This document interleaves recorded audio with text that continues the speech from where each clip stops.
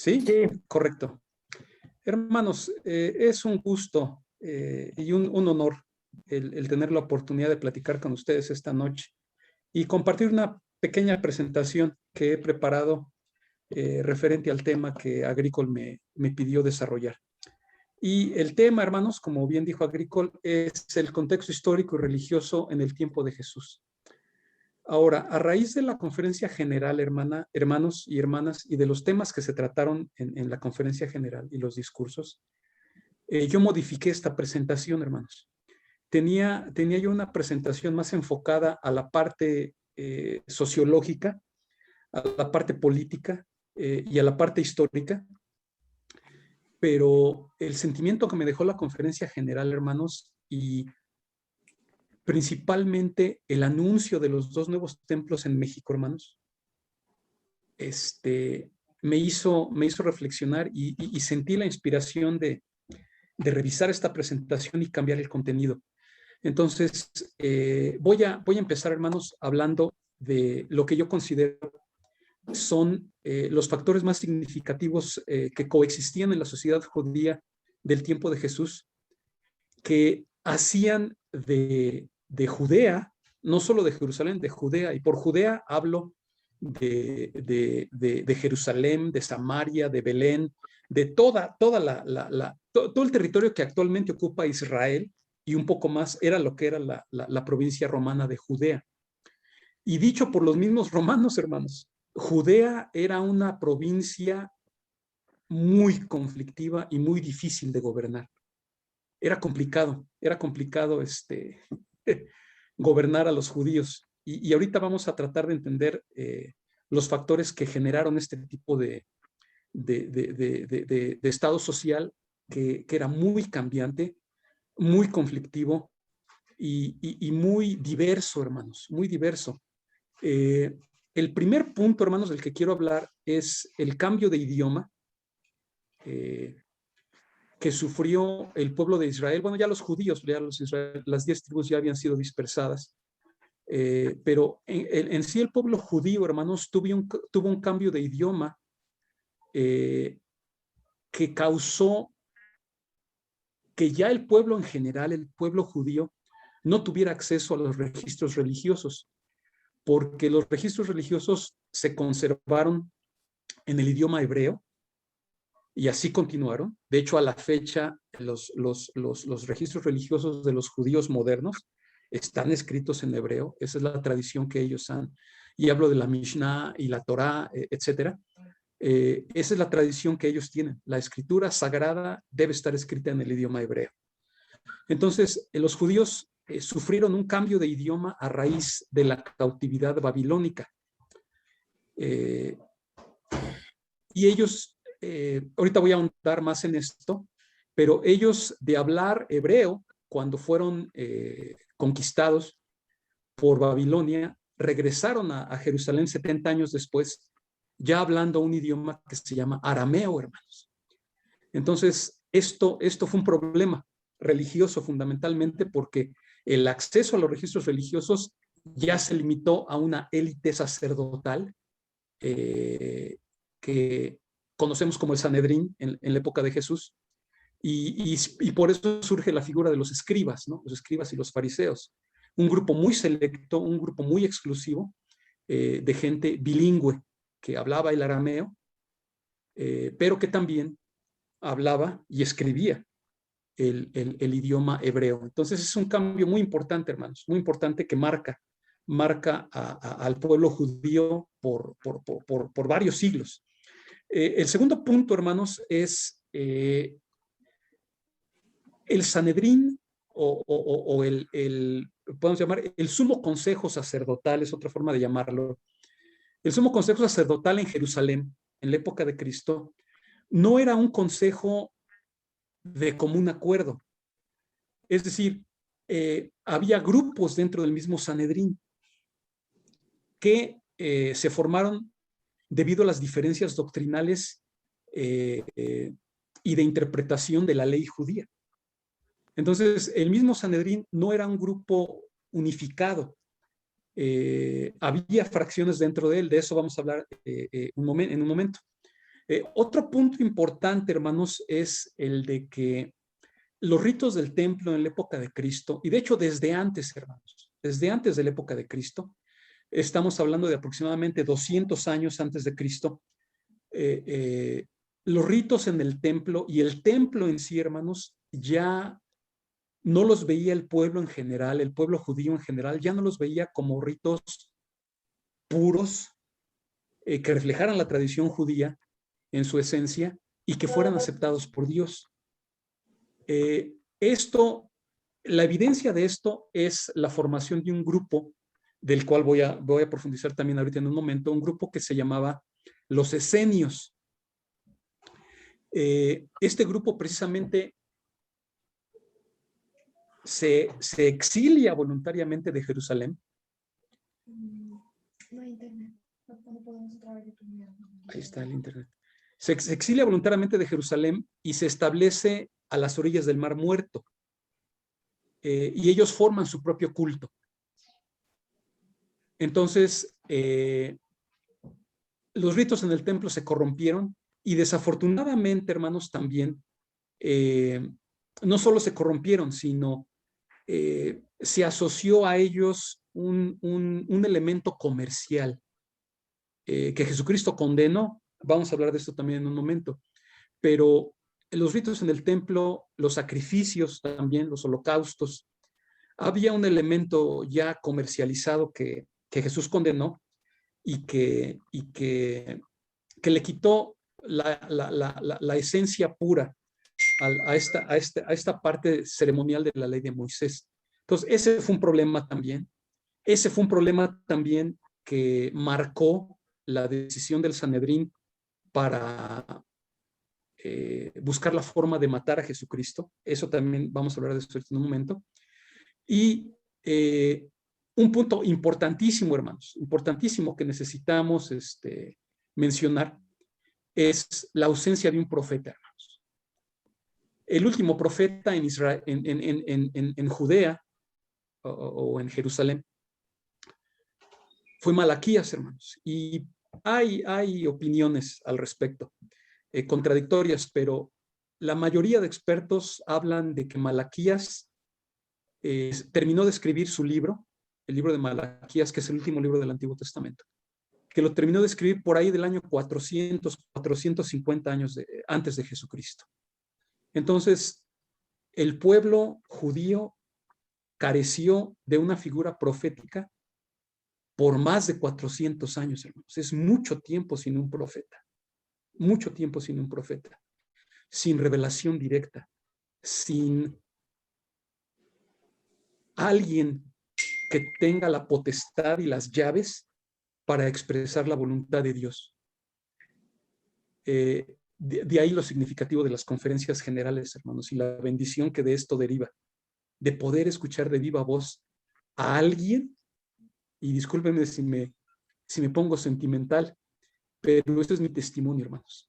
Poder escuchar el testimonio de alguien que cara a cara habla con el Salvador, hermanos, y que de viva voz escucha al Salvador decirle: necesito que en la iglesia pase esto, o necesito que haya estos cambios. Eso es algo que yo creo que a veces, hermanos, perdón, y me incluyo yo en este grupo, no valoramos en la iglesia, hermanos. El hecho de que tengamos esa bendición y que seamos presididos por ese tipo de líderes. No se puede enfatizar suficiente ese punto, hermanos. Pero bueno, en Judea, los judíos por 400 años se quedaron sin una figura profética, la cual, hermanos, fue reemplazada por los sacerdotes del Sanedrín, llámese fariseos o llámese seduceos.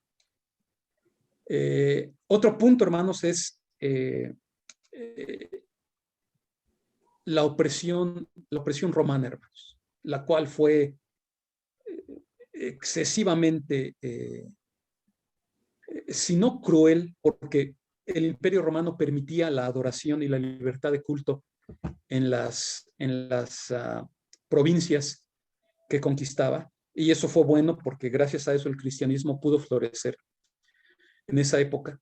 Pero los romanos gobernaban con mano dura, hermanos, mano dura. Cualquier rebelión era aplastada con la mayor cantidad de fuerza posible.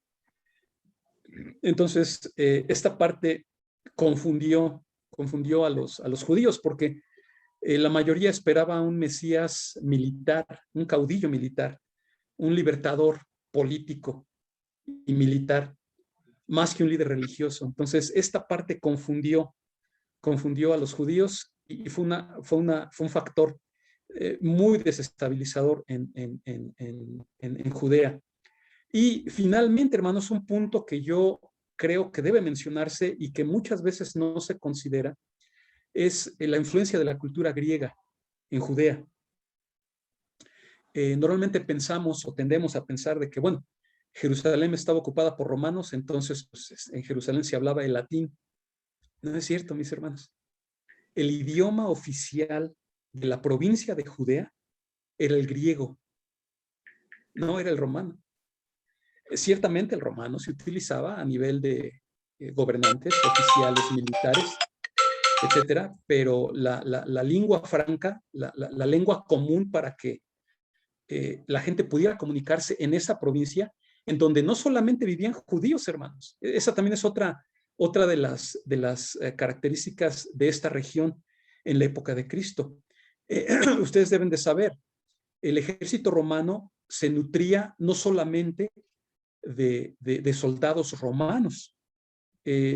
Una característica que hizo y que permitió al ejército romano crecer y expandirse en toda el área del Imperio Romano, que iba desde España y Portugal, pasando por España, Portugal, Francia, Alemania, Italia, etcétera, hasta el norte de África y Oriente Medio, es que el ejército romano se nutría de soldados que extraía de las provincias que conquistaba. Entonces el ejército romano era un ejército políglota, no eran todos de la misma nacionalidad y por lo tanto no hablaban el mismo idioma. Y Judea en aquella época, hermanos, era una provincia de importancia comercial muy importante para el Imperio Romano. Entonces no solo había romanos, había griegos, había sirios, había gente de muchas nacionalidades, hermanos, gente africana, egipcia, etcétera. O sea, era un crisol cultural multilingüe muy importante, hermanos. Entonces, todo esto, hermanos, todo esto hacía que Judea no fuera una provincia uniforme, que fuera fácil de gobernar, porque había componentes lingüísticos diferentes, había componentes sociales diferentes, había componentes principalmente religiosos totalmente diferentes. Entonces, era una situación bastante inestable, hermanos, bastante inestable. Entonces, hablando del primer punto, hermanos, que les refería, alrededor del año 600, y eso lo vemos en el libro de Mormón, el libro de Mormón afirma que en el primer año del reinado de Sedequías, vinieron muchos profetas a Jerusalén a testificar de que Jerusalén sería sitiada y conquistada y destruida si el pueblo no se arrepentía. Entre esos profetas está Jeremías. Seguramente conocía a Jeremías. Eran conocidos ambos. Muy probablemente también, hermanos, y no voy a ahondar en esto porque sería otro tema, pero Daniel, junto con Sadrach, Mesach y Abed-Nego, los jóvenes que se menciona en el libro de Daniel, muy probablemente conocieron a Nefi y a Lamán y a Lemuel y a Sam y a los hijos de Leí. Eran contemporáneos, hermanos. Y Leí habla, Nefi habla también en primer Nefi, de que ellos reciben revelación de que Jeremías es encarcelado. Es decir, el libro de Mormón en esta época, hermanos, fue el momento ideal, así lo dice Hugh Nibley, fue el momento ideal para que una familia judía de Jerusalén saliera y llevara consigo, hermanos, el bagaje cultural, no solo de la cultura judía como tal, sino también de la cultura egipcia, hermanos. Esta parte es muy importante y ese sería tema también de otra plática, pero Leí es claro en este sentido. Él dice que su lenguaje lo componen el idioma de los egipcios y la ciencia de los judíos. Entonces Egipto siempre está en una película, hermanos, como el actor de soporte que está tras bambalinas. Y así es Egipto, hermanos. Y ahorita vamos a entender un poquito más el porqué de esta razón de que Egipto y Judea, hermanos, o Egipto y los judíos, hasta el momento en que los judíos fueron desterrados de Jerusalén en el año 70, pues ahí ya se acabó esa sociedad, pero Egipto, yo creo inclusive, hermanos, desde los días de Moisés, estamos hablando del año 1500, 1800 antes de Cristo, nunca perdieron contacto con el pueblo israelita y con el pueblo judío. En la época de Cristo, ahorita vamos a ver por qué esto es más importante. Pero aquí el punto que les comentaba, hermanos, es el siguiente, y es donde yo creo que también de ahí podemos aprender algo nosotros, hermanos. Los judíos son exiliados a Babilonia, residen en Babilonia durante 70 años. Nabucodonosor, nos dicen los historiadores y la misma Biblia, pierde la razón. Parte de esto es consecuencia de no respetar no sé si se les puede llamar utensilios, pero el mobiliario del templo, hermanos, los babilonios lo desacran, lo profanan abiertamente. Y a raíz de esto, se pronuncia un juicio sobre Babilonia, y entonces surge, hermanos, el imperio el imperio persa. Y los persas, hermanos, deciden liberar a los judíos, ya que Babilonia sucumbe ante el poderío militar de los persas. Los persas, el rey Ciro de Persia, toma la decisión de dejar a los judíos regresar a Jerusalén después de 70 años. Pero durante esos 70 años, hermanos, pasa algo que marca al pueblo judío por el resto de su existencia en Jerusalén. Y es que de hablar hebreo, ellos entonces empiezan a hablar arameo, hermanos, que es un idioma persa. Y entonces aquí viene el problema, hermanos. Ya no pueden leer la Torah, ya no pueden leer la Mishnah, ya no pueden comprender y estudiar por su cuenta propia los registros religiosos. Dependen de los fariseos, dependen de aunque esos son mucho después, pero ya los sacerdotes y los escribas son los que tienen acceso a ese material y lo pueden entender.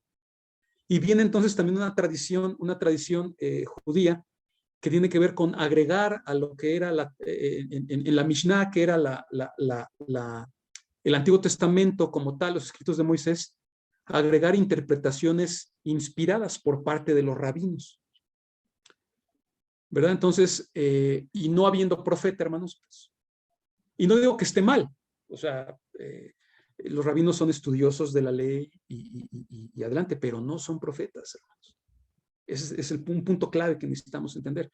Entonces, hay otro idioma en el pueblo judío, hay otro idioma, y los registros religiosos permanecen en hebreo. Entonces, la gran mayoría de la gente, hermanos, a menos que fuera bilingüe y hablara hebreo, pues no puede acceder a los registros religiosos. Es un problema fuerte y ahorita voy a regresar a él. Siguiente punto, hermanos.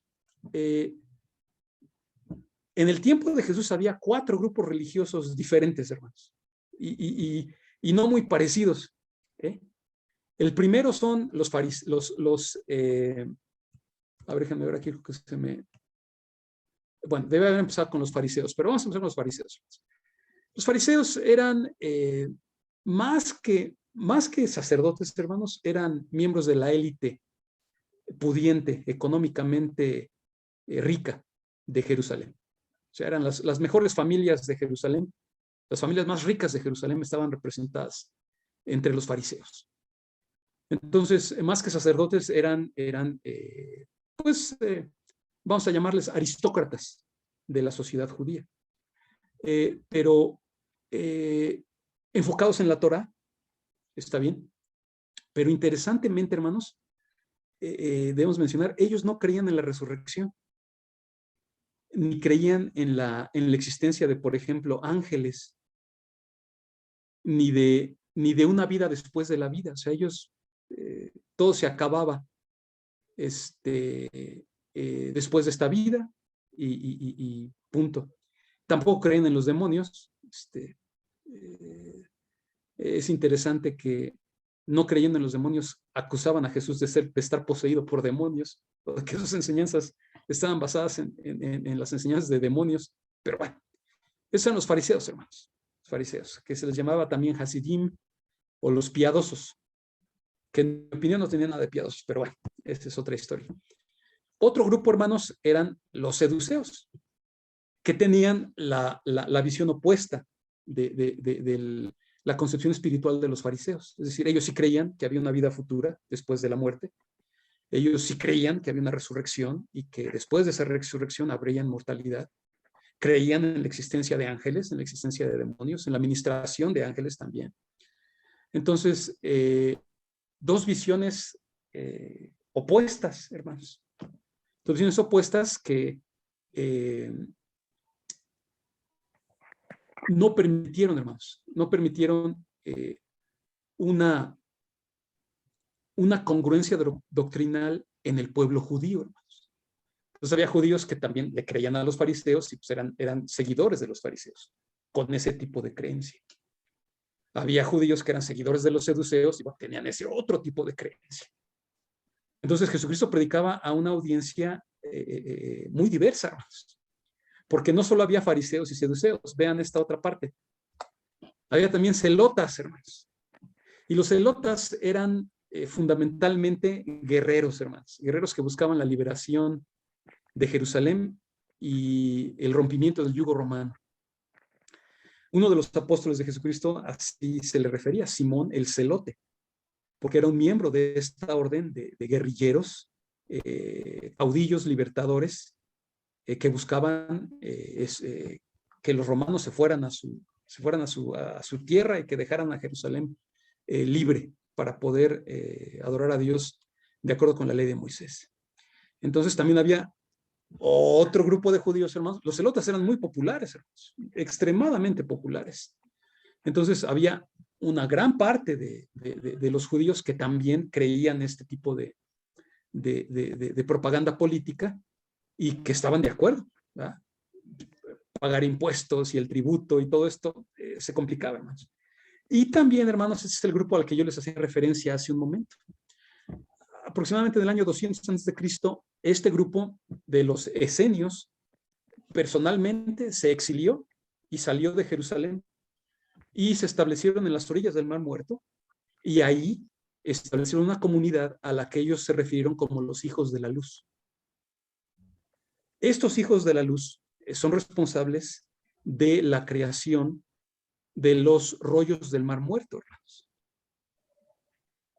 Y el hecho de que los rollos del Mar Muerto difieran en algunos aspectos del Antiguo Testamento que tenemos actualmente, nos da a entender, hermanos, que desafortunadamente la Biblia, como lo dice nuestro artículo de fe, está traducida hasta cierto grado correctamente.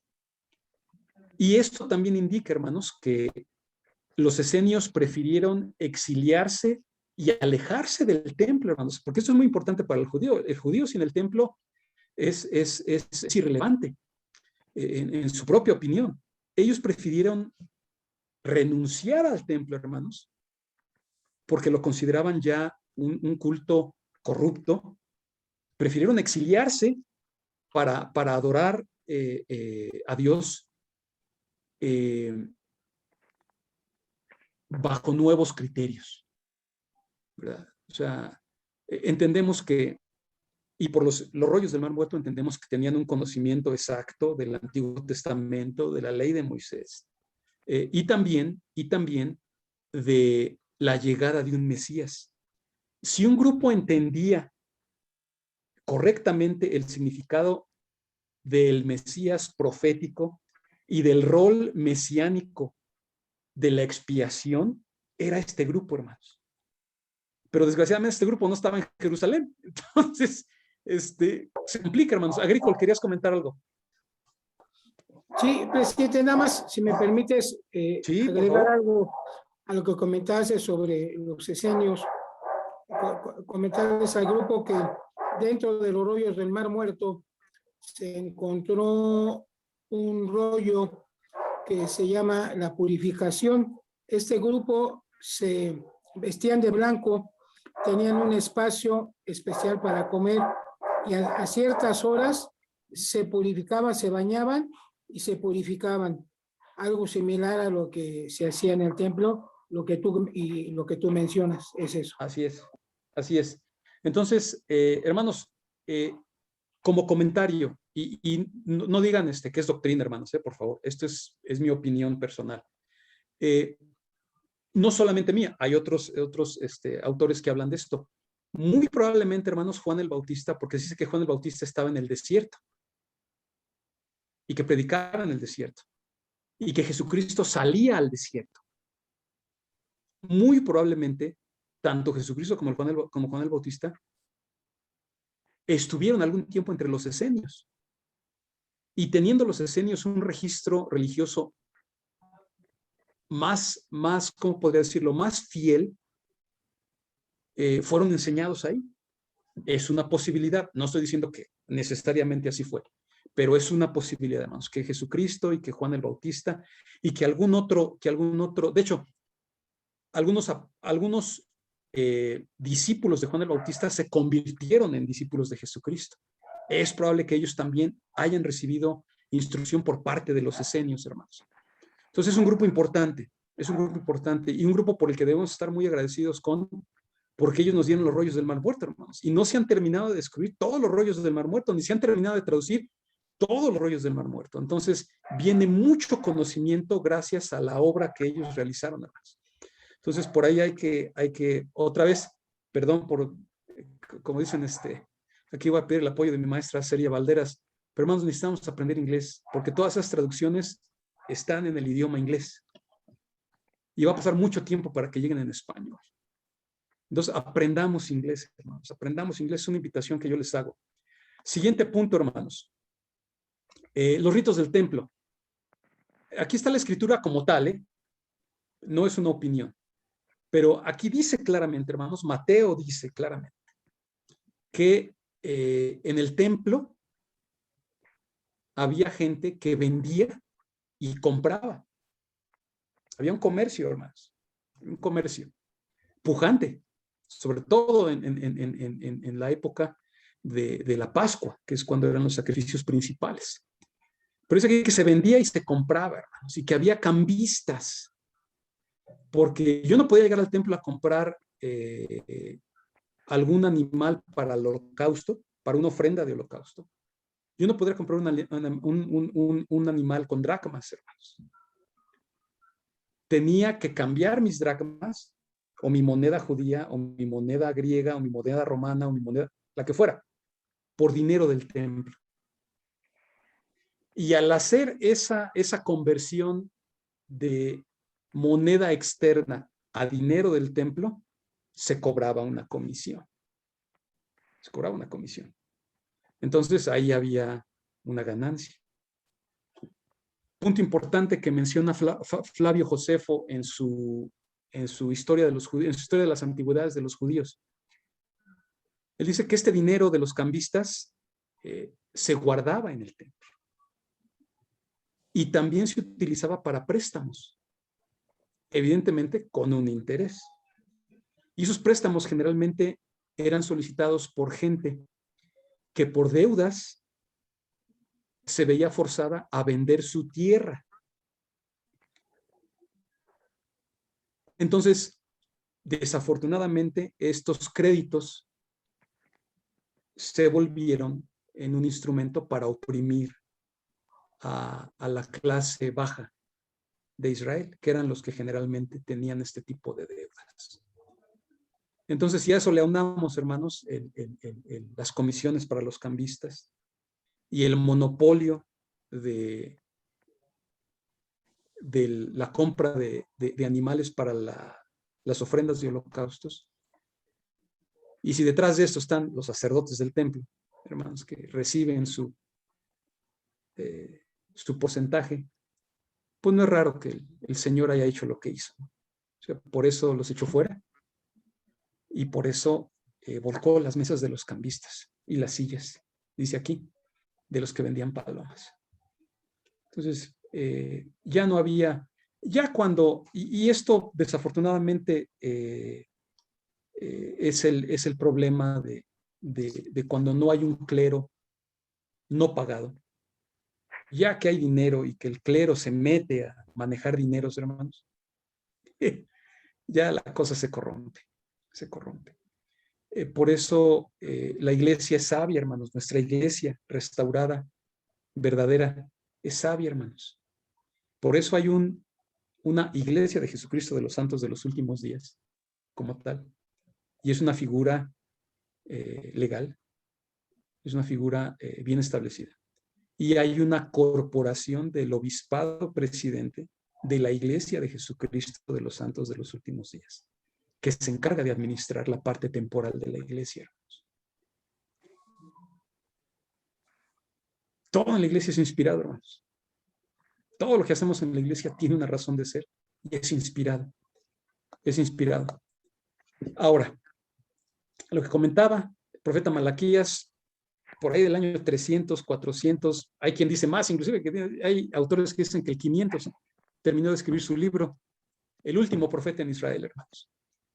El último profeta. Qué bendición tenemos nosotros de que hay un profeta, hay profeta en Israel, hermanos. Hay profeta en Israel. Vidente y revelador. Roma, hermanos, aquí hay un punto interesante, hermanos, y no voy a ahondar mucho porque ya he tomado mucho tiempo y necesito terminar para que haya preguntas y respuestas. Pero Alejandro Magno, hermanos, Alejandro Magno sucedió a Darío de Persa. O sea, los persas y los griegos se enfrentaron. Hay quien dice que esto tuvo que ser así y los griegos tuvieron que ganar y derrotar a los persas porque los griegos nos dieron la democracia, hermanos. Y sin la democracia, hermanos, y por favor, yo soy apolítico, pero sin la democracia, hermanos, la iglesia no podría haber sido restaurada. La democracia necesitaba establecerse en un lugar específico y la libertad que otorga la democracia, hermanos, permitió que la iglesia se pudiera restaurar. Entonces, la mano de Dios se manifestó en el triunfo de Alejandro Magno sobre Darío de Persia, porque de ahí los romanos adoptaron ese sistema, de ahí en el Renacimiento se volcaron los ojos hacia esos valores grecorromanos, incluidos en ellos la democracia, y de ahí, hermanos, se fundaron todas las democracias, bueno, primero las monarquías europeas que posteriormente se convirtieron en democracias, y de ahí las colonias inglesas que llegaron a América y que se establecieron y que formaron lo que hoy es Estados Unidos, venían con ese tipo de tradición, hermanos. Entonces es trascendental esta parte. Ahora, dicho esto, el imperio de Alejandro Magno se divide, hermanos. De hecho, se especula que los mismos generales de Alejandro Magno fueron quienes lo asesinaron. Porque la idea de Alejandro Magno no era un imperio griego excluyente. La idea de Alejandro Magno, hermanos, era un imperio cosmopolita. Era un imperio en el que todas las culturas de la época, todos los idiomas, todos los valores y las tradiciones culturales pudieran mezclarse, hermanos. O sea, Alejandro Magno era un integrador social, cultural, económico también.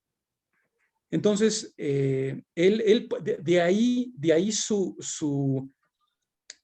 ¿cómo podemos decir? Su recelo incansable de llegar a los fines de lo que era el universo conocido de aquella época, hermanos. Hasta la India andaba él y por los Himalayas. Él buscaba la visión de él era entre más diversidad, mayor fortaleza para ese imperio. Y tenía razón, hermanos. Esa es la verdad, tenía razón. Pero sus generales pues, dicen, oye, pero como decía mi abuela, ¿no? ¿Y yo en qué libro leo? O sea, tantas campañas y tanto sacrificio y pues yo quiero mi tajada del pastel, o sea. Entonces se menciona eso de que a lo mejor ellos mismos lo mataron. Entonces el imperio se divide, hermanos, se divide en 5 al principio. Al final quedan 3 nada más. Uno de esos, que es el más importante para la plática que estamos teniendo ahorita, hermanos, es Ptolomeo, que fue uno de sus generales, Ptolomeo, que en acuerdo con los demás generales griegos, él dice, no, yo me voy a Egipto. Egipto ya era gobernado por griegos. Dice, no, yo me voy a Egipto. Y en Egipto, hermanos, él, déjenme ver si puse es así.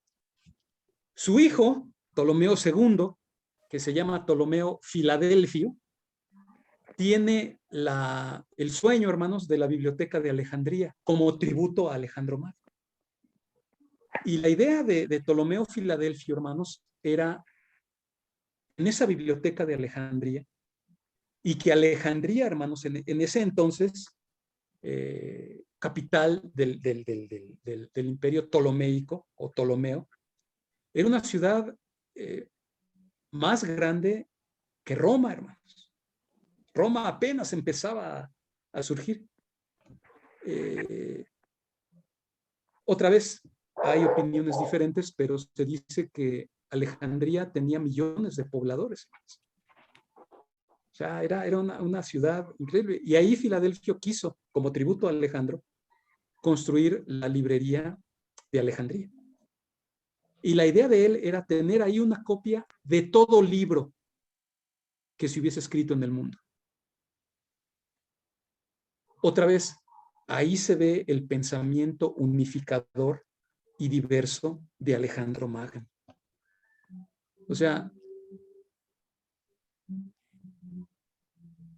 y esto a lo mejor suena muy político, hermanos, pero es cierto. Es en la diversidad, en conocer y apreciar nuestras diferencias, hermanos, que podemos conocernos mejor. Y que por lo tanto podemos entendernos mejor. Históricamente hemos pasado por un sistema individualista a nivel de naciones, en donde la independencia, la autonomía, la soberanía era el punto principal de los países. Y ya ahorita, hermanos, con el internet y con... ya somos un mundo globalizado, hermanos. Dice les voy a pasar la referencia. Se solía pensar, hermanos, que los países, cada país era un barco diferente, con su propia tripulación, con sus propios recursos. Y ahorita, hermanos, dice este especialista, ya nos dimos cuenta que no es así. que todos estamos en el mismo barco, pero cada quien ocupa un cuarto diferente. Entonces, si el barco se hunde, hermanos, nos hundimos todos. Ya ahorita un problema en China nos pega a los mexicanos, hermanos. Y un problema en Alemania le pega a Japón. Y necesitamos, hermanos. Yo, si algo puedo retomar del pensamiento helénico de Alejandro Magno, es eso, hermanos. Aceptar la diversidad. Aceptarnos, aunque seamos diferentes, hermanos. Aunque no hablemos el mismo idioma, aunque no tengamos el mismo color de piel, aunque no tengamos, inclusive, hermanos, la misma religión. Necesitamos abrazar esa noción, hermanos, de que no nada más puros mormones. No, hermanos, no. Tenemos que, y yo por eso respeto mucho a Agrícola y el trabajo que él hace, hermanos, de Sé que trabajaba para hacer contactos, hacer puentes con otras religiones, que sean judíos, que sean musulmanes, que sean, hermanos, o sea, necesitamos abrirnos. Pero bueno, los griegos, hermanos, dominan Israel, Judea, Perdón, y también, perdón, sí. eso lo mencionó, creo que el Elder Wong o una de las autoridades que el excluir divide. Así es. Así es, así es. Entonces, necesitamos hacer puentes. Ahora, hermanos, lo malo de este hermano Filadelfio, bueno, yo le digo hermano, no era miembro de la iglesia, a lo mejor ya es, pero bueno. Este hermano Ptolomeo Filadelfio se torna en un gobernante totalitario. Y hermanos, alguien, estoy viendo varios comentarios y por favor pueden apagar sus micrófonos, se los voy a agradecer. No cuesta más caro, ya vi, cuesta como 150 pesos. Hermana que está diciendo que algo cuesta muy caro. Estoy leyendo ahorita. Pero que hay Hermana otros... que... Ya creo que ya.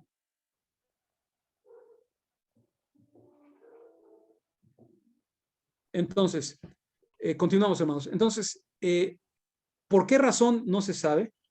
Hay argumentos contradictorios. Pero Ptolomeo Filadelfio prohíbe, hermanos, la adoración en el templo. Prohíbe el día de reposo. Prohíbe varios elementos esenciales de la ley judía, hermanos. Entonces, déjenme, aquí tengo, voy a saltarme aquí.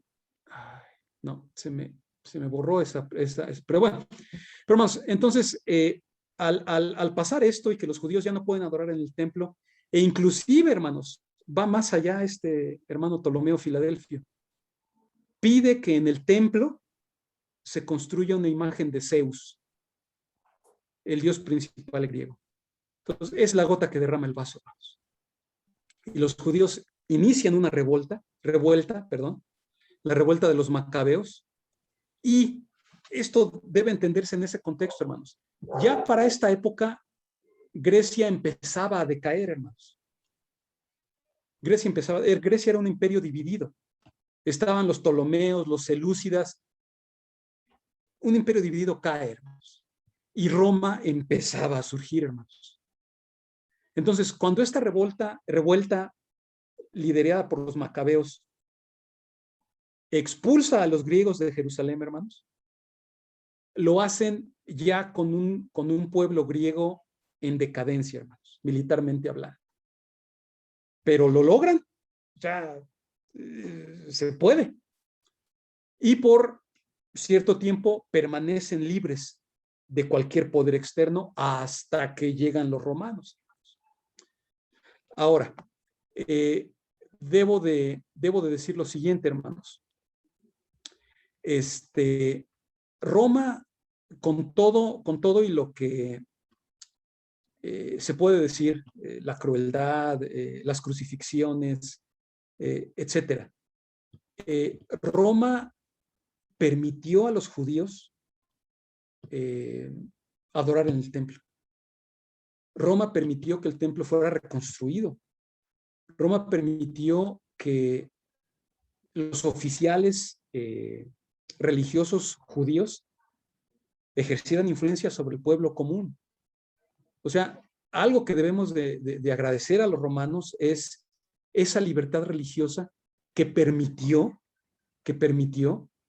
que la iglesia primitiva pudiera hacer obra misional y pudiera expandirse a todo el mundo, hermanos. Eso es muy importante. Eso es muy importante.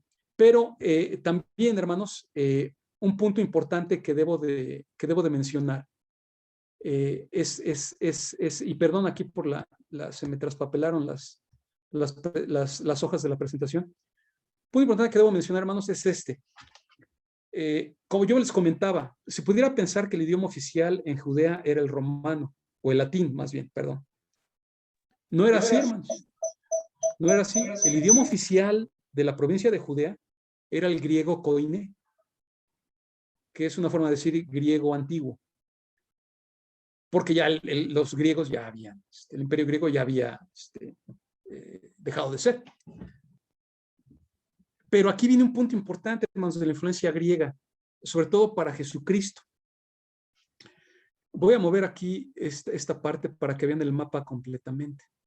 Aquí se ve, hermanos, esta es la provincia de Judea. Acá abajo estaría Jerusalén. Acá abajo estaría Belén de Judea. Por acá estaría Samaria. Más al norte, hermanos, está Nazaret. Y junto a Nazaret se descubrió este siglo. Junto a Nazaret está una ciudad griega, greco-romana, que se llamaba Séporis. Y esta ciudad Séporis era un foco comercial muy importante para el Imperio Romano. Vean la cercanía con Nazaret, hermanos.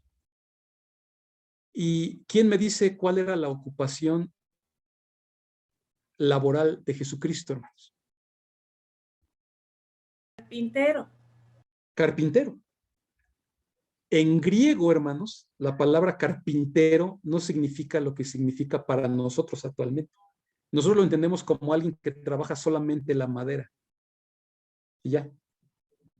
Un carpintero de esa época, hermanos, y en el contexto griego, era un constructor de casas, hermanos.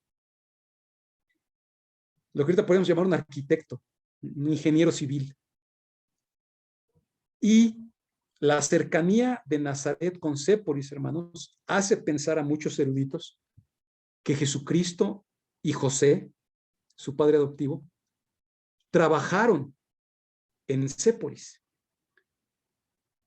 Y que entonces, necesariamente, hermanos, Jesucristo aprendió griego en su juventud. Aparte del arameo que se hablaba en Nazaret y en la provincia de Galilea en general. Pero eso nos da una nueva luz adicional, hermanos, en cuanto a la figura de Jesucristo, académicamente hablando. O sea, no era nada más un carpintero, hermanos, mesas y sillas. No. Era un constructor, como les digo, yo quiero pensar como un ingeniero civil, hermanos.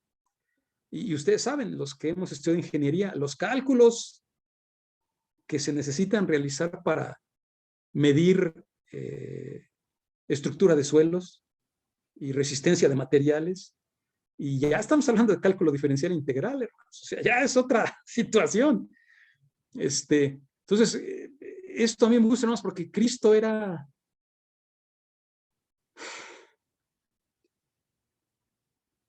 todo en uno, hermanos. Era ingeniero, era biólogo, era sociólogo.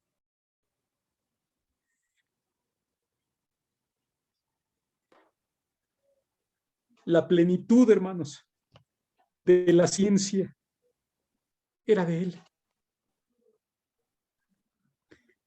Y no solo eso, hermanos, era políglota. ¿Por qué? Porque como judío tenía que hablar arameo. Pero la Torah, que se leía en las sinagogas de Judea, estaba escrita en hebreo, hermanos. Entonces, él también hablaba hebreo, hermanos, porque enseñaba en la sinagoga. Entonces tenía que hablar y leer hebreo, hermanos. Entonces, véanlo, arameo, hebreo, griego, Y en Séporis había romanos también, hermanos.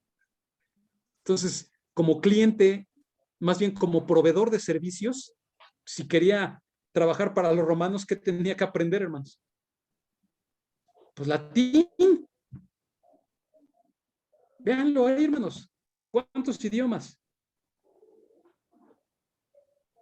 Entonces, yo humildemente, hermanos, humildemente y sin ningún tipo de jactancia o presunción, yo les invito, hermanos. Yo siento, y Agricol es miembro del Sumo Consejo del Estaca, tiene toda la autoridad para amonestarme si estoy diciendo algo que no es correcto. Pero, hermanos, seguir a Cristo también quiere decir aprender idiomas.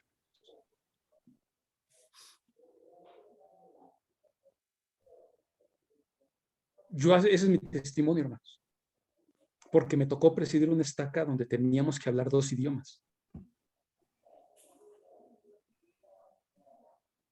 Entonces, aprender otro idioma, hermanos, es una manera de seguir a Cristo.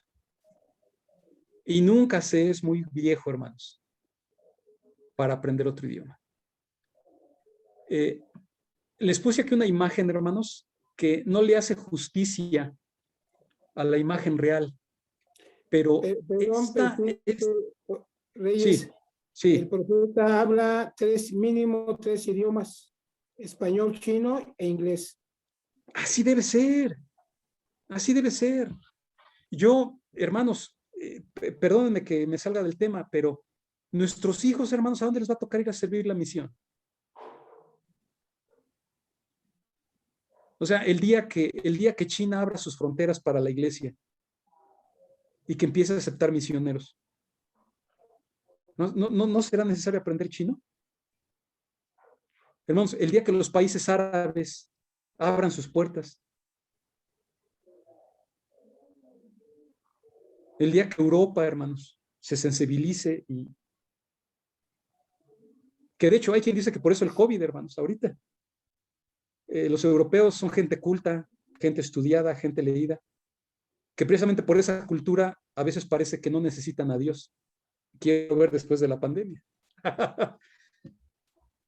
Entonces, hermanos, nuestros hijos, que hermanos, yo también debo decirlo, para mí fue una bendición servir entre mi pueblo, mi misión. Pero ahí les va. Como yo ya hablaba inglés cuando fui a la misión, a mí me tocó traducir para un apóstol y 2 setentas, hermanos, en la misión. Y alguna vez les platicaré esa experiencia, pero yo no la cambio, hermanos, por nada. Pero hay que aprender idiomas. Ahora, les comento aquí, a este mosaico se le llama la Mona Lisa de Séporis. Y investíguenlo para que vean el mural completo.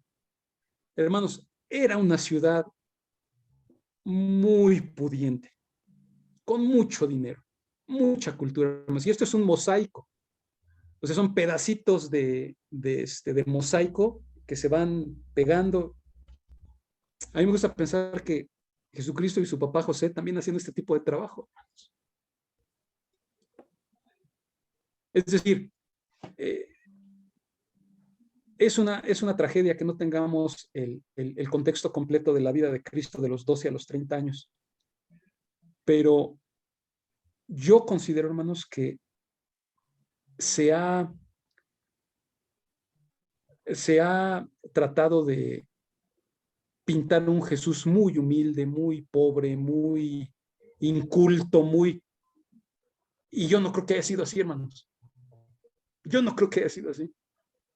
Yo no creo que habiendo trabajado en Sépolis y pudiendo ganar dinero romano con su papá, no creo, hermanos, que Jesucristo haya sido ese líder sumiso, humilde, sin dinero, pobre. No creo, hermanos.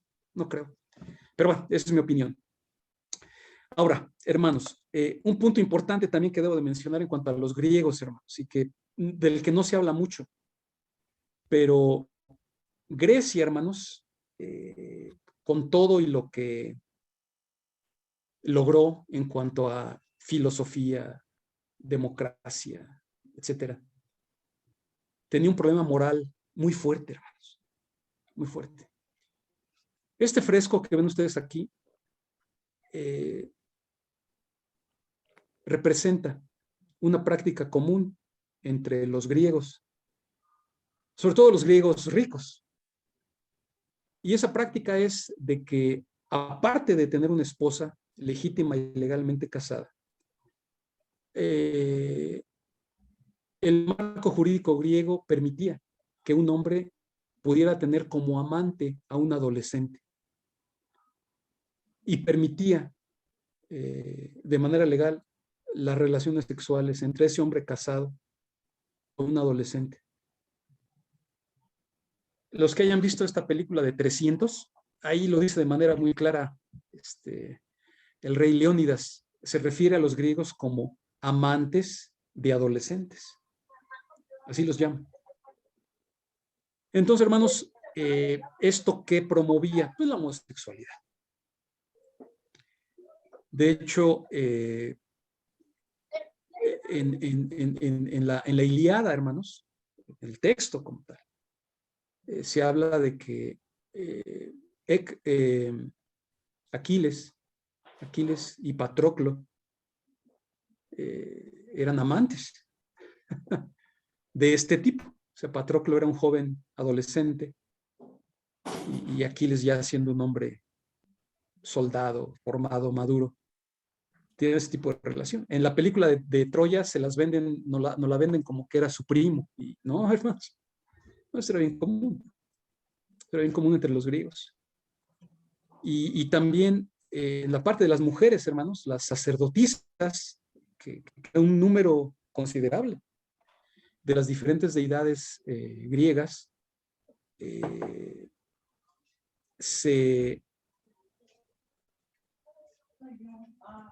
¿cómo puedo decirlo? Para que no suene tan feo. Como parte de los ritos de adoración, y Agrícola es un experto en esto, puede ahondar en esto más. Parte de los o muchos de los ritos de adoración para las deidades griegas eran ritos de fertilidad. Y una parte importante de esos ritos de fertilidad tenían que ver con una renovación espiritual a través del acto sexual. ¿Verdad? Entonces, claro, esto por una parte, y aunado a que también en el marco jurídico griego la prostitución era legal, hermanos, esto nos da un componente moral casi nulo en la sociedad griega, que desafortunadamente esa misma carencia de moralidad sexual la heredan los romanos. Y entonces, hermanos, esto también nos lleva a concluir que el desafío actual, hermanos, pensemos en nuestros hijos, hermanos. ¿Cuál es el desafío actual, hermanos? Para nuestros jóvenes y nuestras señoritas. La ley de castidad, hermanos. Todo lo que las redes sociales y la nueva moral, etcétera, promueve entre nuestros jóvenes, ¿qué es, hermanos? La libertad sexual. O sea, tú tienes, o sea, y así lo dicen los psicólogos. Bueno, esos ya son traumas míos, hermanos. Como dijo, estoy por terminar mi tercera licenciatura. Y estoy muy tentado a que en cuanto la termine, hermanos, estudiar psicología. Porque no tienen idea, hermanos, la transgiversación y el ataque moral que sufre una persona miembro de la iglesia cuando va a ver un psicólogo que no es miembro de la iglesia. O sea, el joven o la señorita va a ver al psicólogo sintiéndose mal por haber roto la ley de castidad. ¿Y saben qué les dice el psicólogo? Si el psicólogo no es miembro de la iglesia. ¿Y tú qué te preocupas? Tú tienes derecho de explorar tu sexualidad. Nadie tiene el derecho de negarte el ejercicio pleno de tu sexualidad. Y si a ti te gustan los hombres, está bien. O viceversa. Y hermanos, o sea, o matrimonios, hermanos. Oiga, pues queremos arreglar nuestra situación porque divórciense. Cada quien tiene el derecho. O sea, a mí me tocó escucharlo, hermanos, de hermanos que recurrieron a psicólogos no miembros que como presidente de Estaca hablaron conmigo. Y que yo tuve que, no, hermanos, espérese, no, ¿qué pasó? Entonces, ¿el templo qué? ¿A poco el templo así nomás? Porque dice el psicólogo que el juramento en el sacerdocio ante ese altar sagrado no cuenta. Ya porque el psicólogo dice ya, hermanos, es el mismo desafío. O lo mismo, hermanos, con el malentendido que se tiene de que los jóvenes pueden tener novio a partir de los 16 años, novio o novia. ¿Qué apóstol ha dicho que eso es válido, hermanos? Interpretaciones paganas nuestras, hermanos. De que no, sí, ay, no, sí, mi hijo que ya tenga novia, es igualito que su padre, bien mujeriego. Y hasta orgullosos nos sentimos de que el hijo ande ahí. Hermanos, estamos mal. Estamos mal, hermanos. O la señorita, oh, es que mi hija está bien guapa, ni modo que no tenga novio. No, está muy bonita mi hija, no, pues los pretendientes. Hermanos, si Agrico me da permiso, algún día les podría yo dar una plática que di en Colonia Juárez de este problema, hermanos. Porque no saben en la Academia Juárez qué de problemas teníamos cada año con señoritas embarazadas antes de terminar la preparatoria.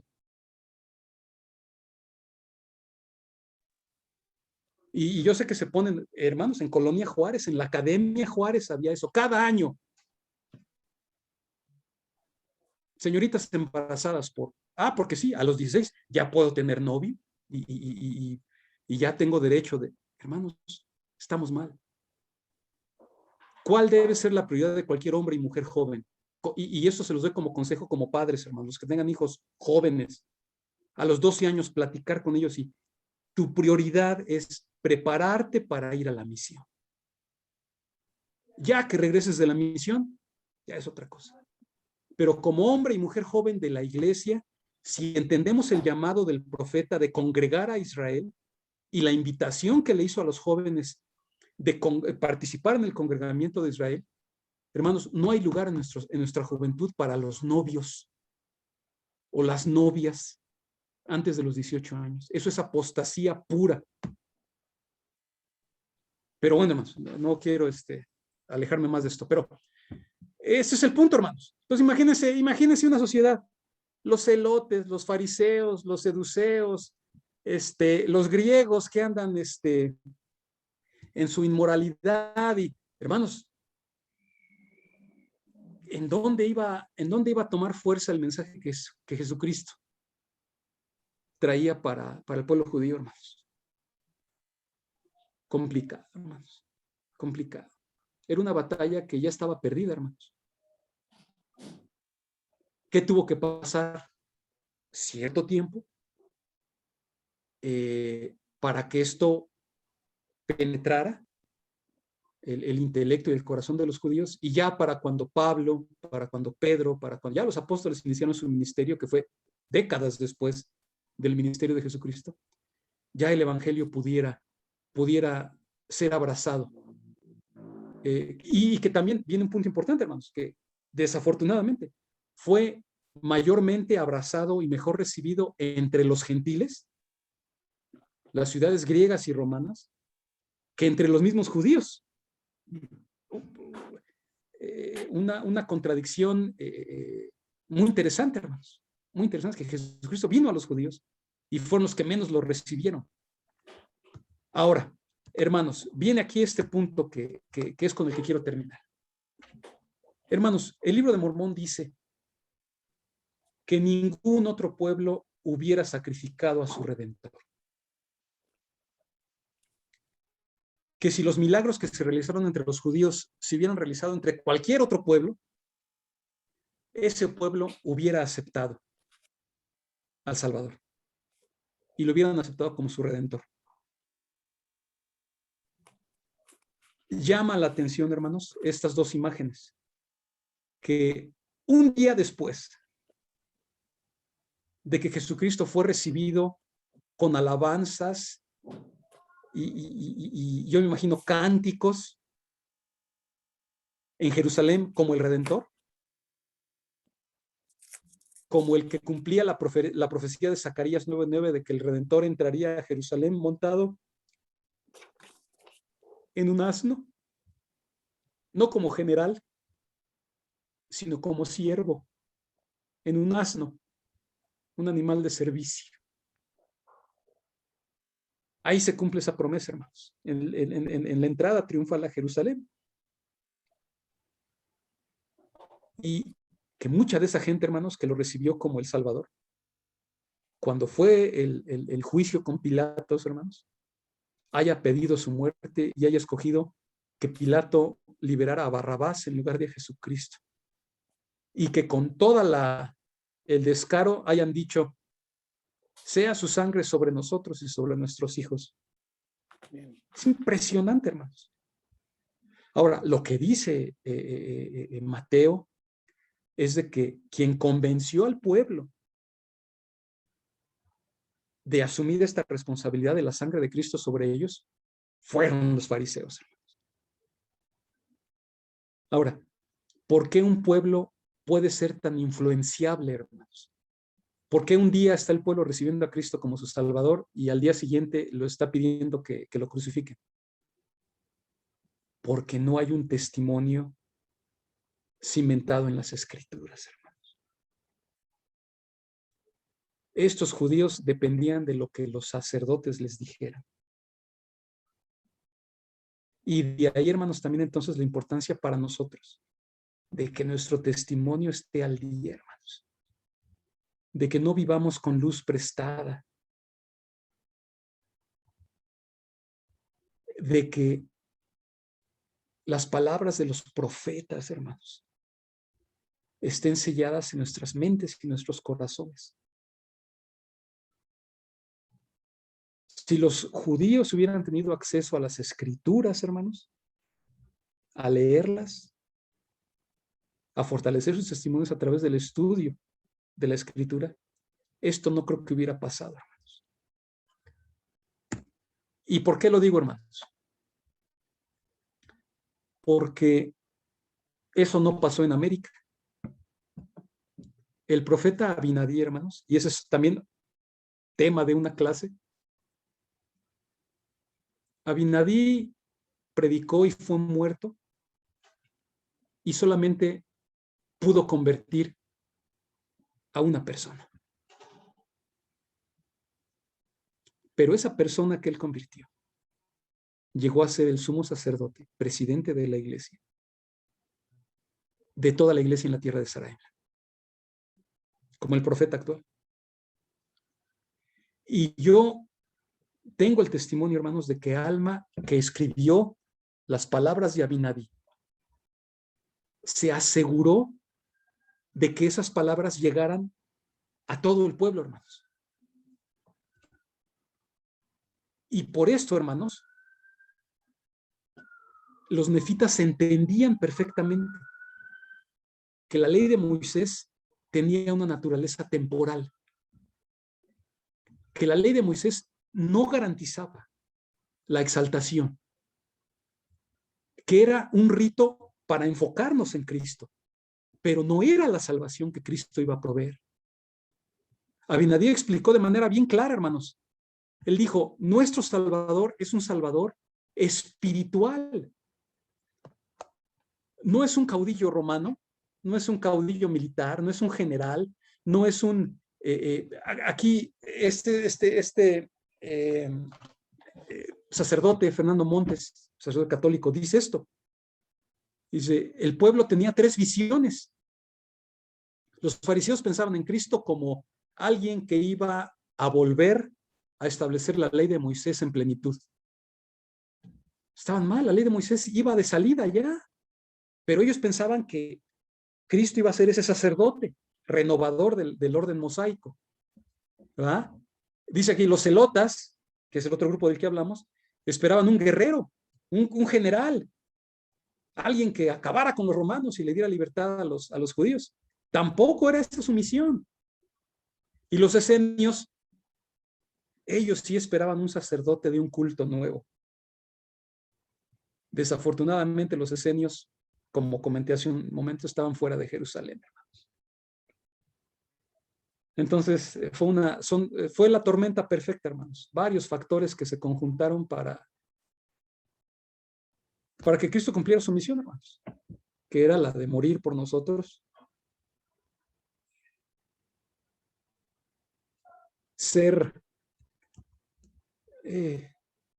dice aquí, lo dice Isaías y lo repitió Abinadí, sin hermosura, hermanos.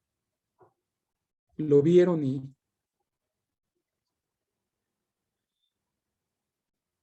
dice aquí que Isaías dice que no vieron en él atractivo.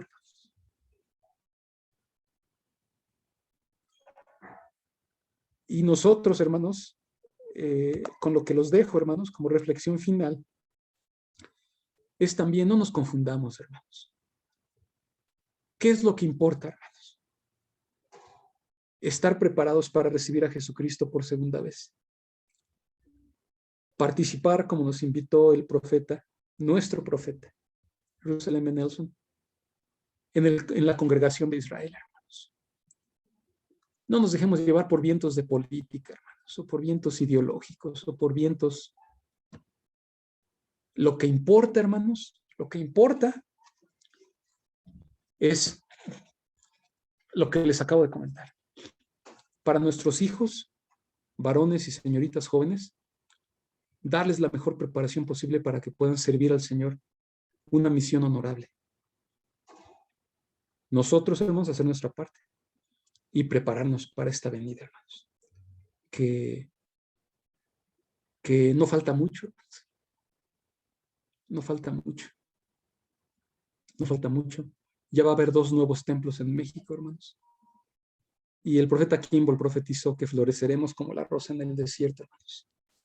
Doctrina y Convenios dice claramente que antes de que venga el gran día del Señor, Jacob prosperará en el desierto y los lamanitas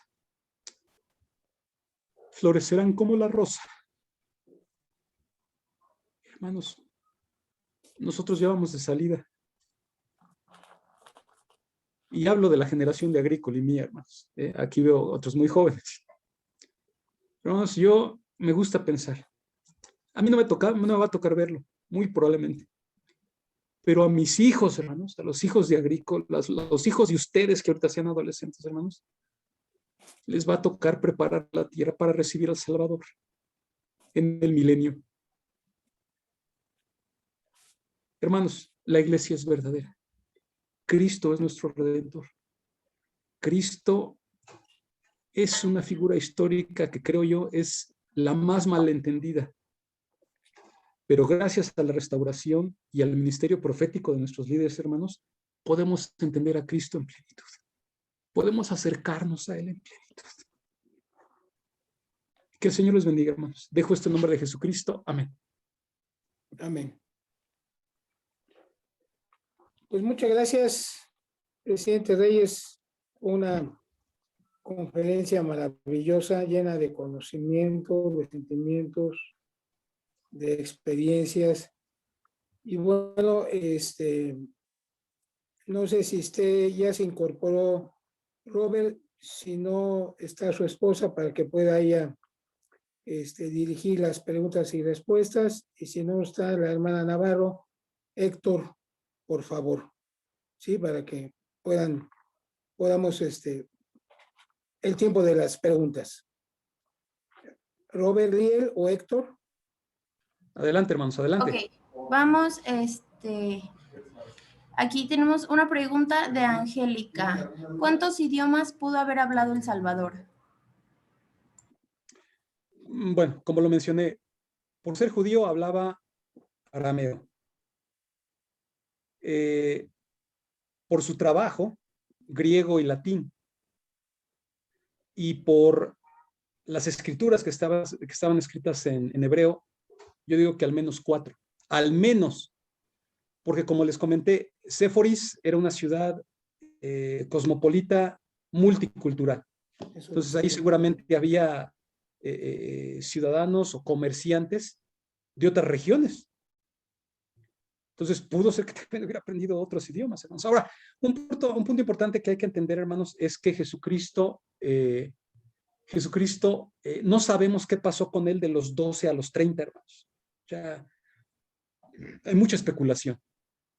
En alguna plática que tuvimos acerca del idioma inglés, por ejemplo, los ingleses tienen la tradición y ellos casi lo afirman categóricamente, de que Cristo estuvo en Inglaterra y de que ahí él fue a aprender conocimiento secreto con los druidas. Entonces, ¿qué idiomas pudo haber aprendido allá, hermanos? No lo sé. Hay mucha gente, también se habla de Isa en la India. Y a Isa se le asocia con la figura religiosa de Jesucristo también. Y esto es en el Himalaya, hermanos. Entonces, ¿qué idiomas pudo haber aprendido ahí también? No lo sabemos. Pero lo que sí se puede aseverar, por lo que les acabo de comentar, es que era una persona políglota que al menos hablaba cuatro idiomas. ¿Qué otros aprendió si viajó de los 12 a los 30 años? No lo sé. Pero, hermanos, él podía aprender lo que él quisiera. O sea, entonces, no sé, hermanos, vino acá y habló con los nefitas en el idioma que hablaban los nefitas, hermanos. De aquí se fue con las 10 tribus perdidas y habló con ellos en el idioma que ellos hablaban, que era el hebreo, ¿no? Que si se corrompió mientras atravesaron por Europa, no lo sé, pero varios idiomas. O sea, ahora, asegurar algo siempre hay que estar al margen, pero se puede siempre utilizar información documentada, bien fundamentada, y uno sacar sus propias conclusiones, ¿no, hermanos? ¿Quién más, hermanos? Otra pregunta.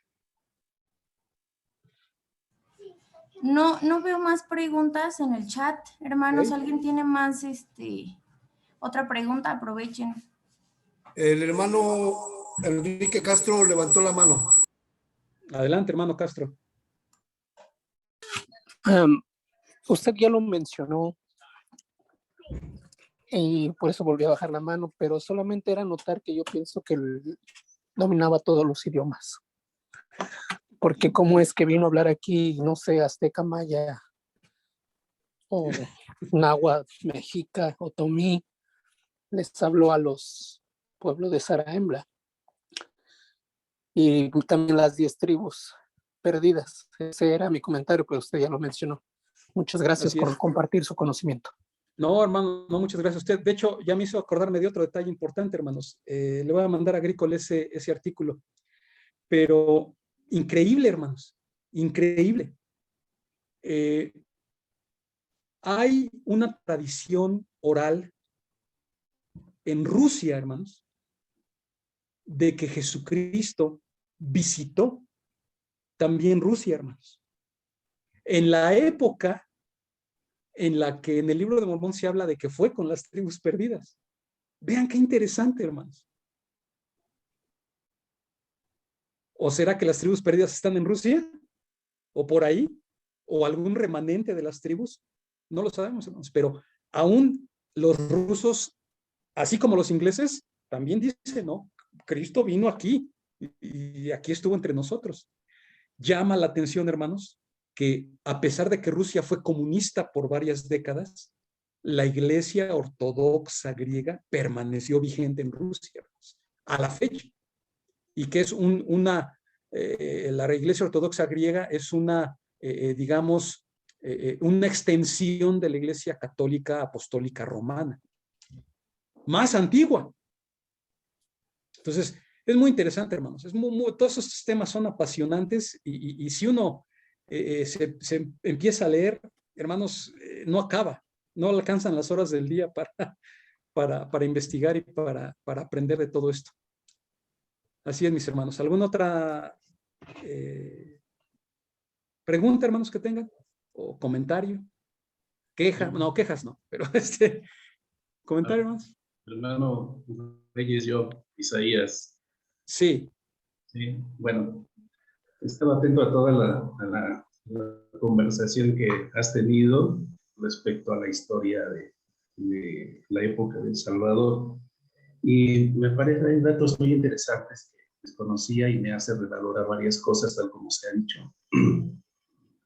Y sin embargo, después de todo esto, viene quizás una reflexión obligada. O sea, muchas circunstancias tuvieron que darse y coincidir para efecto de que el ministerio de El Salvador, su ministerio terrenal, pudiese cumplirse a cabalidad y cumpliéndose con profecías exactas desde los anunciamientos de su nacimiento en los cielos, en la situación social, política, económica. Es interesante ver a Jesucristo en ese contexto, ¿no? Y gracias por ello. Y ahora la pregunta, que quizás has más leído algo más acerca de esto. A lo mejor voy a hacer a manera de pregunta, pero también es un poco la respuesta. O sea, no hay un formato que me venga a la mente que me pueda dar esto. Pero está bien. Yo creo que Jesús por ser el creador, ¿verdad? Conoce lo infinitamente grande y lo infinitamente pequeño. Para él la energía es cosa de niños, las partículas, la mecánica cuántica como la conocemos ahorita y otras cosas. Entonces, las teorías que hay al respecto, ¿no? Yo creo que El Salvador, conociendo todo ello, se llenaba de compasión por la total inferioridad que éramos nosotros sus hermanos, por vivir en un universo totalmente fragmentado, ¿no? Es decir, lo que vemos es una mínima parte de la realidad que el Señor podía ver. Entonces, esto lo comento ahora. El comentario viene ahora traspolándolo hacia, como comentabas también, a temas de actualidad. Yo creo que sí, la nueva generación debe tener el gusto por el saber. Yo no diría solamente los idiomas, también la filosofía, también la historia, también saber programar, también saber de ciencias exactas, o sea, como se nos ha invitado todo. Pero sobre todo, es que antes y ahora y siempre se espera que el hombre tenga una conciencia más pura, más virtuosa. Porque en la época de los griegos, como lo señalaste, su moral, los romanos, y ahora siempre existirá, y las generaciones seguirán batallando con ese tipo de formas, ¿no? Entonces, Cristo era un ser puro. Se espera que todos nosotros y los que vienen busquen la pureza, y si se equivocan pueden corregir. Esa es la virtud de las buenas nuevas. Y entonces, creo que en la experiencia ahora de esta época, una época muy atípica, muy rara, fuera de, no se conocen muchas tendencias favorables, sino todas son negativas. Yo creo que como cristianos que nos asumimos como discípulos del Salvador, nuestro testimonio no debe ser, yo diría que no debe ser solamente fuerte, y la generación que viene debe entender que yo lo describo así, como un testimonio que evoluciona en una espiral ascendente que abarca un torbellino de multitud de disciplinas y experiencias y saberes y allí de destrezas, de tal suerte que un testimonio dinámico, evolutivo, pues entonces nos hace más felices, más conscientes. Quiero terminar con una anécdota que no me gustó, me sentí mal después, pero ya no tocar a mi puerta los hermanos de otra asociación religiosa. Y me pregunta la señora acompañada de la otra, dígame quién es Dios. Y entonces yo le dije, bueno, depende quién lo pregunte, la respuesta. Y entonces yo no creo que les haya fundido, pero como yo iba un paso adelante o dos respecto a lo que quería decirse y seguía la conversación, es precisamente esa. ¿Quién es Dios en realidad? O sea, la respuesta encaja en la amplitud de la conciencia que la persona tiene. Si a un niño pequeño le dices, te pregunta quién es Dios y te muestras un objeto y dices, este es Dios, él se conforma con eso. Y a medida que vamos ampliando el conocimiento de la conciencia, entonces Dios tiene otras interpretaciones más ampliadas. Qué bueno que la primera visión se dio, porque nos acota en muchas cosas. Pero los atributos de Dios, yo pienso que nos debe sorprender siempre. Cada vez que vemos algo, como decía el libro de Mormón, que todo testifica que hay Dios, y sí, basta ver la cosa más insignificante o pequeña, o la inmensamente grande, para reconocer la capacidad. Entonces, gracias No. por el espacio. Y sí, la historia y la perspectiva hacia ahora y lo que viene nos debe ayudar a ser buenos discípulos. Gracias, hermano Reyes. No, hermano. Gracias, hermano Grieg. No, gracias a usted por su comentario. Me acaban de surgir dos reflexiones, hermano. La primera, y debo decírselas, hermanos. O sea, sí, hay que buscar el conocimiento, hay que buscar la ciencia, etcétera. Pero debemos siempre tener en mente, hermanos, que nuestro orden de existencia es un orden celestial. O sea, las verdades científicas de un orden celestial aplicarán a un orden celestial. Ahí se los dejo. Pero lo que, de hecho, para el milenio la tierra será renovada y recibirá su gloria paradisíaca y será un orden terrestre, hermanos. Entonces, muchas de las cosas que ahorita entendemos como postulados inamovibles en la ciencia, yo creo que cuando venga el Salvador, hermanos, va a ser otra situación. Entonces, sí, la ciencia por la ciencia, hermanos, pero no debe ser nuestro patrón. Nuestro patrón es Cristo. Punto. ¿Va? Ahora, les dejo otra reflexión, hermanos, y se los dejo como tarea. Revisen el currículum académico de nuestros apóstoles y profetas, hermanos. O sea, revisen, es rápido en Wikipedia, ahí tecleen el nombre de los apóstoles y del profeta de la primera presidencia y van a ver el nivel académico de nuestras autoridades generales, hermanos. No son autoridades generales por eso, hermanos. En mi opinión. Hay otras cosas. Pero el ejemplo que nos dan de preparación académica, hermanos, todos los profetas y los apóstoles, es de otro nivel, hermanos. Si Agrícola un día me permite, podemos meternos a ese tema Hermano, y revisar. Sí. Por ejemplo, también a las 3 mujeres que acaban de llamar como asesoras aquí en México, Ahí está. también pasan su biografía y son mujeres preparadas académicamente y espiritualmente, moralmente y psicológicamente, ¿no? Entonces yo creo que ellas son el ejemplo también de que como mujeres también tenemos que irnos preparando, no solamente los varones, sino también las mujeres. De hecho, hermana, gracias por su comentario. Les dejo otra tarea. Revisen el currículum académico de las esposas de las autoridades generales y de las hermanas que son la presidencia de la primaria y la presidencia de mujeres jóvenes y de sociedad de socorro. Y van a ver, hermanos, van a ver. O sea, ahí está. Hacia allá debemos apuntar, hermanos. Hacia allá debemos apuntar.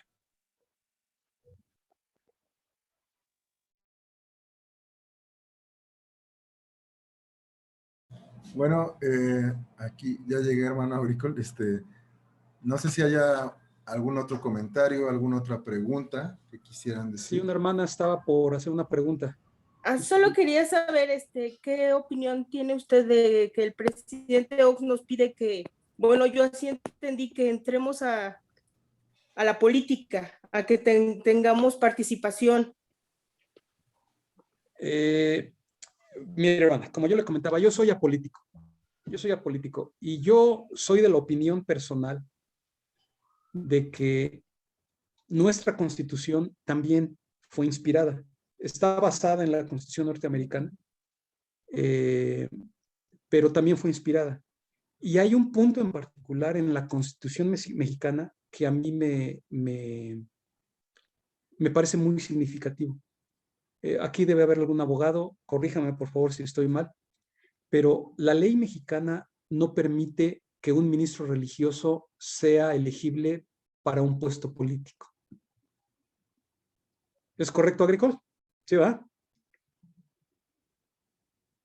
Entonces, sí. Yo creo, hermana, si a mí me lo preguntan como una opinión, yo creo que eso es bueno, porque cuando un líder religioso promulga una opinión política o se promulga como miembro de cierta asociación política o partido político, eso genera tendencia.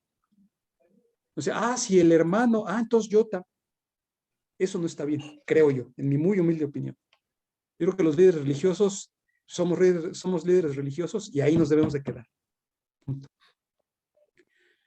Sin embargo, el derecho al voto es un derecho, creo yo, sagrado. Es decir, el ejercicio del voto que garantiza y que se garantizó a través de la Constitución de Estados Unidos, como lo mencionó el Elder Oaks, es un derecho que debe ejercerse. Y creo que como ciudadanos de cualquier país tenemos la obligación de apoyar y sostener la ley. Lo dice nuestro artículo de fe. ¿Cómo vamos a apoyar y sostener la ley si no la conocemos?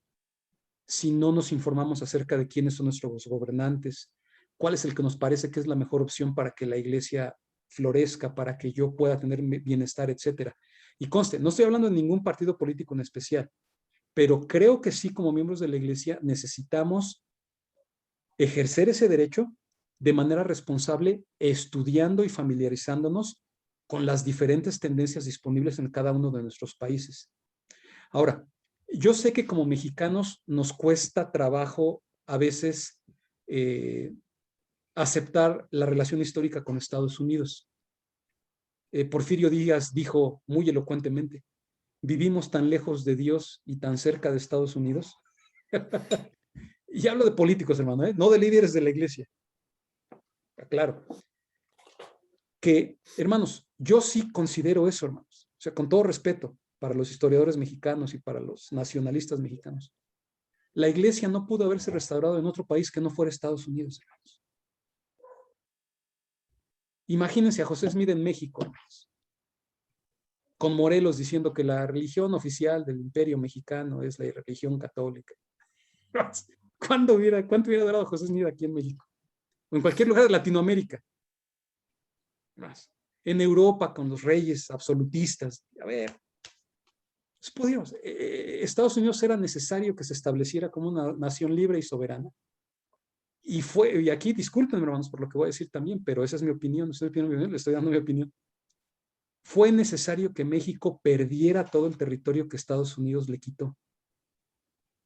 Hermanos, si no, ¿a dónde llegan los pioneros?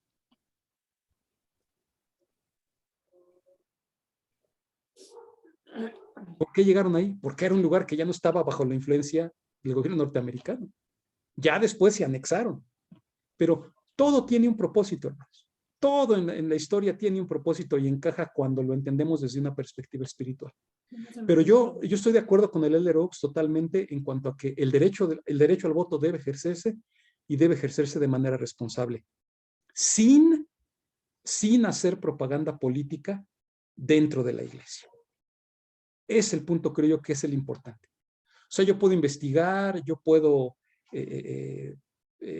si no soy un líder religioso, creo que tengo el derecho de manifestarme y de participar en el proselitismo político, está bien, pero sin tratar de influir en los miembros de la iglesia. Eso es lo que yo creo que eso es a lo que se refería el Elder Oaks, hermana. No sé si con eso responda a su pregunta. Sí, muchas gracias. A usted, hermana. Hermano Tejeda, por favor, levantó la mano. Sí. Adelante, por favor. Sí, claro, gracias.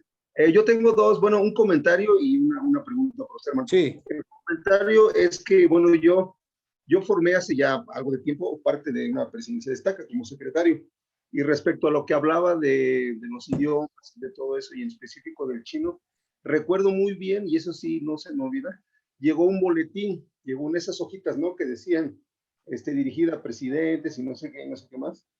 De lo que más me acuerdo, bueno, hablaba específicamente de que se nos invitaba o que se nos invitara a los miembros a poder estudiar el idioma chino mandarín. Eso sí me acuerdo muy bien, ¿verdad? Y es algo que pues, se me quedó presente, ¿no? La verdad, pues yo no, particularmente no lo he hecho, no seguí el consejo, pero eso ya tiene más de 10 años fácilmente. Y era algo para que se nos invitara a todos los miembros de la iglesia, así venía, ¿verdad? Y pues de ahí la importancia, hace, pues no sé, 10 años o más, pues no era, ya había cierta apertura del país, de China, pero no, ahora, ¿verdad? Que ya es una potencia económica y va para arriba, ¿no? Y la apertura que se supone que debe de tener y va a tener. ¿Verdad? Nada más era ese comentario de la importancia. Y la otra, hermano, usted comentó acerca de Alejandro Magno. Yo estaba viendo, en una ocasión leí o vi un documental donde hablaba y mencionaba un poco, no así totalmente, pero mi pregunta es, ¿qué hubiera pasado si no hubiera él derrotado, por ejemplo, a los persas en esas batallas o en la batalla? Creo que era el rey Darío, ¿no? O Ciro, no recuerdo. Pero algo mencionaban ellos que hubiera sido muy distinta la situación del mundo occidental, pues si hubiera pasado una cosa así, que él hubiera perdido. Y usted mencionó algo ahí porque, bueno, dice, bueno, tenemos lo que es la democracia a través de los griegos y todo lo demás, pero ¿qué hubiera pasado si hubiera ganado los persas en esas batallas, hermano? Y esto puede parecer especulativo, pero el imperio persa se hubiera extendido a Europa. O sea, los griegos fueron precisamente los que detuvieron ahí el avance persa para que no llegara o no traspasara las fronteras de Grecia hacia Europa central. Entonces, si Grecia cae, creo yo, Xerxes hubiera extendido las fronteras del imperio persa hasta Europa, hermano. No sé hasta qué tanto hacia el oeste. No sé si hubiera llegado hasta Alemania o hasta España o hasta Portugal. No lo sé. Pero la implicación, creo yo que es la más significativa de que en el plan del Señor no estaba contemplado que Persia dominara un imperio más grande, es la cuestión de la monarquía absoluta, hermano. Claro, sí. O sea, en una monarquía absoluta, el evangelio no puede florecer. No puede florecer. Y en el caso de Judea, que también el imperio persa lo hubiera continuado, yo creo que eventualmente Judea también hubiera caído bajo el reinado de un rey absolutista, el cual no hubiera permitido el florecimiento del cristianismo que la cultura romana, que heredó el valor de la democracia de los griegos, sí permitió, hermano. Entonces esa es mi opinión. Agrícola sí puede tener una mejor. Gracias, hermano. Sí. Pues yo, si me permites, presidente. Adelante. Presidente, no hubiera crecido tal vez, o como tú mencionaste, el concepto de gobierno de democracia. Nos hubiéramos perdido de la cultura, la gran cultura helénica, la filosofía, el arte, el pensamiento, y que permeó en Roma y que es el sustento en el derecho, de todo el derecho universal. El derecho, así es. El derecho romano se sustenta en el derecho griego, así de fácil, ¿no? Ese es nada más mi comentario adicional. Sí. Bueno, y yo finalmente, hermanos, con el permiso de Agrícola, les comento, vamos a tener una, no sé cómo llamarle, ya ve que le llamaban charla fogonera, luego le llamaban conferencia, bueno, vamos a tener una plática, hermanos, la hermana Reyes y un servidor, vamos a dar una plática sobre desarrollo académico y profesional. Voy a mandarle a Agricol la invitación para que quienes de los que están ahorita presentes y de su barrio, de su estaca, nos quieren acompañar. Bueno, a ver, aquí luego los 70 de áreas, si son de otro consejo de coordinación, no lo aceptan, pero bueno. ¿Cómo ves, Agricol? ¿Le hacemos la invitación o mejor no? Hacemos la invitación es una invitación personal y que el que quiera asistir, asiste personalmente y no pasa nada. Sí, porque ya me jalaron las orejas, que porque me ando metiendo en otros consejos de coordinación. Bueno, pero el punto es, hermanos, vamos a hablar de educación, principalmente queremos hablar de la educación en línea, hermanos. Educación en línea, opciones que hay de educación en línea para futuros misioneros que pueden estudiar la prepa en 2 años. Entonces, si un jovencito termina la prepa en 2 años, le queda 1 año libre para estudiar Pathway y para trabajar, hermanos. Acabamos de hablar ahorita con la hermana Liel, que trabaja en un call center y nos dice que contratan a los jóvenes desde los 17 años. Entonces, si, como dicen los americanos, si jugamos bien nuestras cartas, hermanos, un jovencito o una señorita a los 17 años podía empezar Pathway, podría empezar a trabajar y pagarse su misión. Y regresando, continuar y estudiar en BYU Idaho. Ahí está el futuro de la educación en México, hermanos. Y yo estudié en la UNAM, hermanos, mi primera carrera. Luego me fui a la del Valle y ahorita estoy en el grupo Galo. Pero, hermanos, BYU es otra cosa, hermanos. Yo estudié ahí también y es otra cosa, hermanos. Y nuestros jóvenes tienen el derecho, merecen, hermanos, una educación de ese nivel. De ese nivel. Entonces, te mando la invitación, Agricol, y ya el hermano que nos quiera acompañar. En cuanto me la envíes, la subo al grupo y que se conecten los hermanos. Ahorita se las mando. Y un gusto para todos, hermanos, un privilegio. Gracias, Agricol, por invitarme. Y aquí estamos a la orden, hermanos. Muy bien. Pues muchas gracias, hermanos. Gracias, presidente Octavio, por tu tiempo. Gracias, hermanos, por una conferencia muy aleccionadora, muy de todo, ¿no? Conocimos el contexto en el cual el Señor se movió, nació, murió, y contexto de 300 años antes, ¿no? Lo que se llama el periodo intertestamentario. Pues vamos a terminar, hermanos, solamente para comentarles que la próxima conferencia, Ernesto Pérez manda saludos a todos. El próximo 14 de abril tenemos una conferencia completamente diferente a los temas que hemos tenido. Yo creo que es un tema muy interesante, muy diferente, pero nos va a gustar a todos. La conferencia va a ser sobre el mundo del Quijote de la Mancha. Van a hablar sobre el Quijote. Va a hablar uno de los más conocedores del Quijote. De hecho, él tiene personificaciones del Quijote, tiene programas del Quijote, es un orador, declamador, maestro. Va a ser una conferencia muy interesante. Vamos a Itzimiski, ella es representante de la comunidad